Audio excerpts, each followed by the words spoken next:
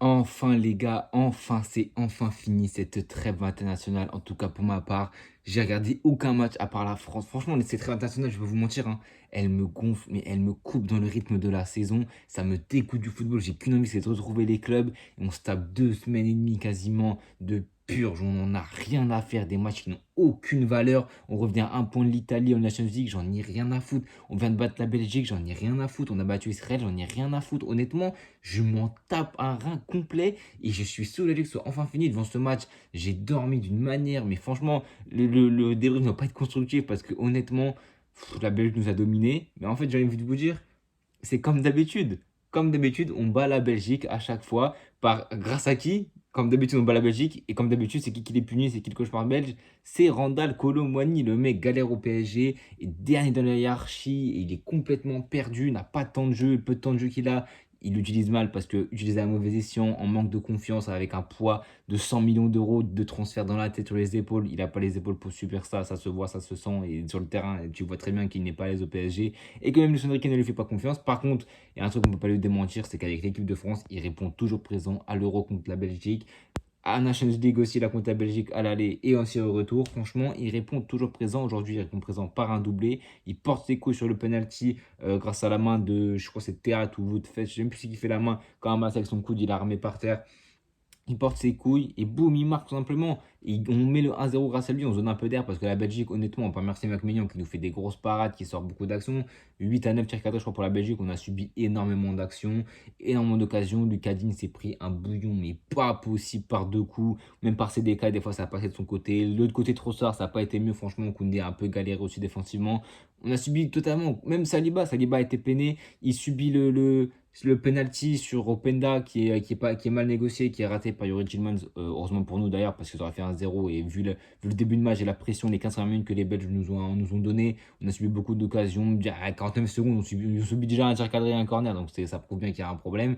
On est mal entré dans le match et la Belgique a tenu ce rythme de la première à la dernière minute. Voilà, ils sans cesse, ils essayaient de nous attaquer, nous poser des problèmes. Tedesco et sa tactique a très bien marché, honnêtement, ils nous posaient des problèmes au milieu de terrain, ça crée le surnom positionnement de CDK à droite, à gauche, au centre, en électron libre, a posé énormément de problèmes à la défense française. On l'a vu aujourd'hui, à droite, à gauche, que ce soit Lucas Digne, que ce soit Koundé, que ce soit même dans l'axe, Saliba qui crée le carton, qui fait la faute, qui prend un carton jaune, qui ensuite, à la dernière minute de la première mi-temps, il est mal positionné sur leur jeu de Konaté et, Openda qui cale sa tête magnifique. D'ailleurs, il est aussi mal positionné sur le hors-jeu qui vient le penalty de Loïs Openda, mais de Yuri Tillmans. Il est aussi mal aligné, il essaie de revenir et il va vite, heureusement, mais il glisse et il le fait tomber. Donc voilà, Saliba, ça a été très compliqué pour lui aujourd'hui. Pourtant, on sait très bien quel défenseur il est, mais aujourd'hui, il n'a pas été bon. Koundé, ça a été correct, il n'a pas eu d'erreur majeure. Mais voilà, défensivement, c'était compliqué. Au milieu de terrain, j'en parle pas. Hein. Manu Koné, Gendouzi, j'entendais énormément parce que contre la Belgique, au match aller, il m'avait beaucoup plu. Gendouzi, son entrée m'avait beaucoup plu aussi au dernier match contre Israël. Avec la Lazio, j'ai vu quelques matchs, il a été très très intéressant.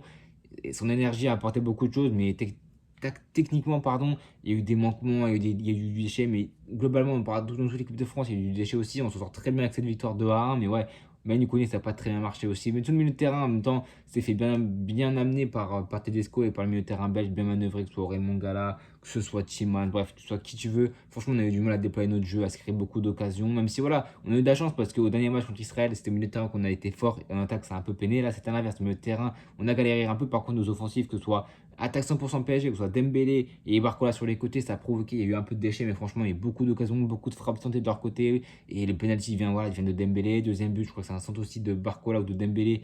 Et Colomani qui met une magnifique tête incroyable. Tu vois, Colomani, c'est un joueur complet. Malheureusement, j'aimerais bien qu'il aille autre part que le PSG, dans un autre environnement pour se donner beaucoup plus d'air, de temps de jeu. Et voilà, quand même, Kitike, tu vois, il va aller en Bundesliga. Stuttgart a perdu Sergio Guirassy, tu mets un Colomani, ça fera le taf, ça fera pareil. Vous verrez qu'il mettra sa vingtaine de buts parce qu'en Bundesliga, c'est pas la même chose, certes, en défense. Mais voilà, c'est un bon joueur qui a des qualités. On le voit en équipe de France, on le voit des fois avec le PSG. Mais au PSG, il y a une mauvaise ambiance, une mauvaise osmose, on va dire.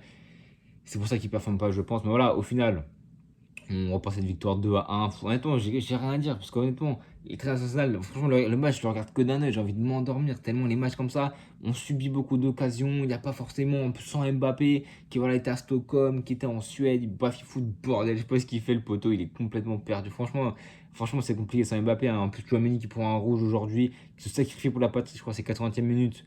Il percé du Tillmans, voilà, côté gauche. Doku qui fait l'appel magnifique pour libérer l'espace. Je crois que c'est Trossard, magnifique match de Trossard, qui le sert magnifiquement bien dans la profondeur. Et Tillmans, c'est Tchouaméni qui se sacrifie, qui prend le deuxième jaune, carton rouge au final. Ça a marché, même si Saliba revenait fort. Je ne sais pas s'il l'a vu. Puis dans le feu de l'action, tu n'as même pas une seconde pour prendre ta décision. Donc voilà, il a décidé de faire faute, de couper l'action là où elle en était et de se faire exclure pour le 10e minute. Au final, ça a payé parce qu'on n'a pas pris de but. Le coup franc, on n'a mené à rien. Donc au final, c'était le bon choix de Roland Tchouaméni. S'il n'aurait pris un but après, on perd le match, ça aurait été un mauvais choix. Mais au final, ça a été un bon choix parce qu'au final, on a gagné et ça avait payant. Donc voilà, une phase de rassemblement, deux victoires contre Israël, contre la Belgique. J'ai envie de vous dire, la Belgique, c'est devenu une habitude, hein, un derby qui n'a plus aucune valeur parce qu'on les froisse à chaque fois, même si là, bon, c'était quand même un match beaucoup plus serré qu'au match aller, où il y a eu beaucoup d'occasions. Mais la Belgique est intéressante, je trouve, hein, même sans De Bruyne, sans Courtois, etc. Il y a des hommes forts, hein, que ce soit Doku, Trossard, on l'a vu. Doku, match aller, je crois que Doku, il doit être à gauche. En face de Koundé, c'était compliqué pour lui. En plus, à l'Euro aussi, c'était compliqué dans son match là. Et Tedesco a eu le bon choix de le mettre à droite pour poser énormément de problèmes à Lucadine. Il a même pris à 2 à 1. Lucadine s'est fait boire d'une manière, c'était affolant. Et on a vu que c'était assez compliqué pour Lucadine, pour toute la défense, mais pour toute l'équipe au final. C'est pour ça que moi, on vient à un point de l'Italie qui a gagné, je crois, 4-1 contre Israël. Honnêtement, je m'en tape un complet de finir premier, de finir deuxième, de finir troisième, quatrième. Je crois que ça vaut pour des matchs, enfin ton placement à l'Euro ou je ne sais quoi dans la phase de tournoi pour te qualifier. Mais honnêtement, c'est aberrant. Heureusement qu'on n'a pas eu de blessés majeurs dans ce rassemblement, à part Upamecano qui, je crois, il est. Je sais pas si c'est malade ou il est blessé, mais je crois qu'il est blessé. Donc voilà, pour le Bayern Munich, il me semble que ça va être très. C'est très dommageable. Mais voilà, Olise d'ailleurs, qui n'a pas eu. Je crois qu'il n'a même pas joué une seule minute dans ce deuxième match, hein. Il a été peiné et triste, je pense, de son premier match raté. Et Deschamps ne lui a pas donné sa chance. On a vu quand même Kamavinga qui est rentré. On a vu qui c'est qui est rentré. Nkunku qui est rentré, il me semble. Et, on a eu si on a Youssouf Fana aussi qui est rentré. Donc voilà, donne un peu de temps. Ça Emery n'est toujours pas rentré, hein. Ça Emery, c'est mon combat. Il est toujours pas rentré. Encore une fois, je comprends pas pourquoi le prendre. C'est pour le faire jouer 0 minutes, hein, honnêtement. Après, voilà, même je comprends pas trop. Mais bon, voilà. C'est des choix que Didier Deschamps fait. Moi, c'est des choix qui je m'en fous. En fait, je m'en fous complètement de ce que Didier Deschamps fait pendant ces matchs amicaux, j'allais dire, tellement ces matchs n'ont aucune valeur et n'ont aucune importance. Parce que qu'Mbappé n'y aille pas, moi, ça me choque pas. C'est évidemment, comme j'ai dit, lors du dernier match, c'est la communication autour. C'est en plus là, au moment du premier match contre Israël, on n'avait pas le contexte. Il était parti en boîte de nuit à Stockholm, en Suède, à l'hôtel. En plus, il y a un truc de viol, etc. Même si c'était pas avéré, il a démenti les accusations, mais c'était pas porté à son encontre, c'était porté dans le bâtiment où il y avait eu. Bref, ça, c'est de l'extra sportif, c'est des choses qui ne m'intéressent pas du tout. Donc voilà, on va clôturer ce débrief. J'aimerais par contre ajouter une petite touche qui est hors footballistique, hein. Je sais même pas pourquoi je dis ça, mais en fait, ça me tient à cœur. On a vu la vidéo sur Twitter de l'hôpital en Palestine, il me semble. Je sais pas si c'est l'hôpital ou une école en Palestine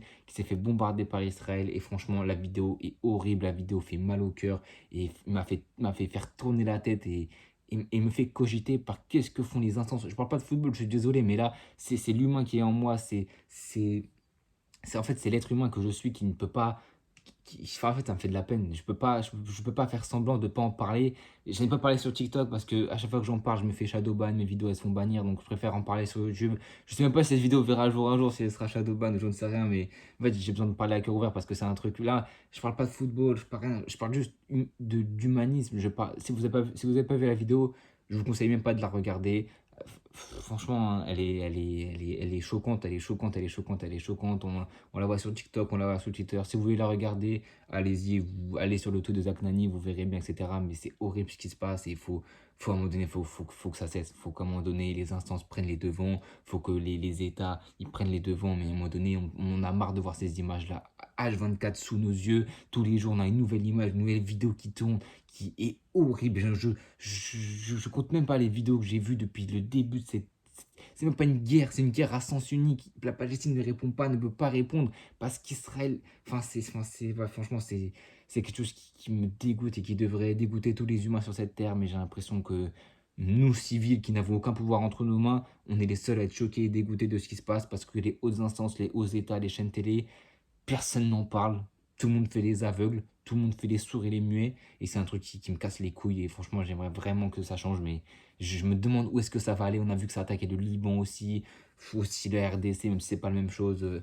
RDC, franchement, en tant qu'humain, je suis dégoûté de ce qui se passe en ce moment sur la Terre. Et j'aimerais que ça cesse. En tout cas, on va arrêter cette vidéo. N'hésitez pas à me donner vos top et vos flops de ce match, hein. Je sais que j'ai divagué, mais en fait, je ne pouvais pas ne pas faire cette. Je ne pouvais pas, en fait, dans cette vidéo. Je me suis dit au début de la vidéo, est-ce que j'en parle, est-ce que j'en parle pas, mais en fait, Je pouvais pas faire semblant ou faire une vidéo: «Salut les gars, débrief, non, non, non, non», je peux pas alors que j'ai ça dans ma conscience, hein. Je suis pas du tout palestinien, je suis pas israélien, je suis pur français et cetera, chrétien et cetera. Mais c'est pas une question de religion, c'est juste une question d'humain et c'est pas une question de c'est juste une question d'humain et de cruauté envers des êtres humains démunis qui n'ont rien pour répondre et qui se font atomiser et bombarder la gueule, des civils qui n'ont rien demandé, qui souffrent tous les jours, qui pleurent tous les jours et moi je suis désolé, mais moi ça me touche et franchement, ça me rend très, très triste et j'aimerais que ça change et je sais pas si ça va changer un jour et en tout cas, j'espère vraiment. Enfin bon, les gars, n'hésitez pas à me donner vos top et vos flops pardon, de ce match. N'hésitez pas à vous abonner, à liker, à partager, à bientôt tout le monde.